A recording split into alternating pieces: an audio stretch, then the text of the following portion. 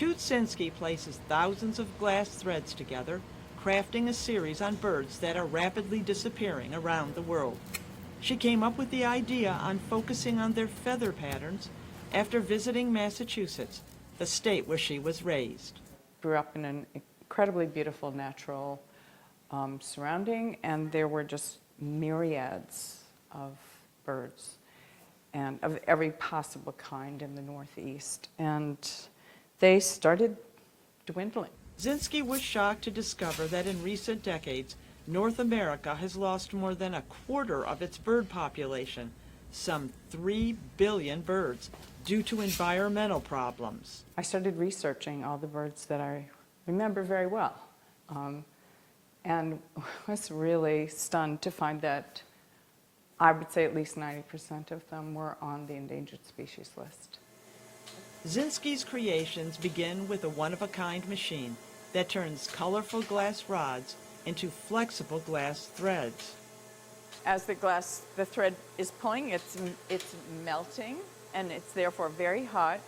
So it has to pull over a certain distance so it can air cool, so the threads will maintain their straight, even quality. The artist is fascinated by the structure of bird feathers. A lot of the color variations do happen because of an almost thread-like crossing of different layers. I'm able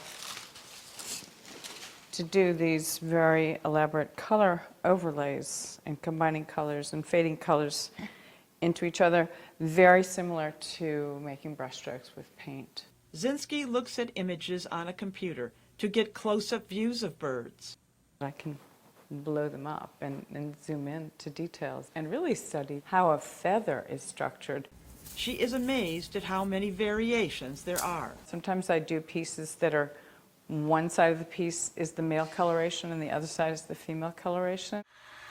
When Zynsky is finished laying out her designs, the glass threads are fused together inside a kiln, where a vessel is shaped using heat-proof gloves. So what they become is thousands and thousands of prisms. So the light is constantly refracting.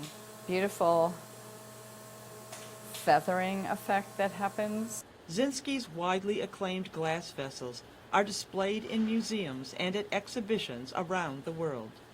I'm lucky that I get to do what I love to do every day. Always a new challenge. Deborah, VOA News, Providence, Rhode Island.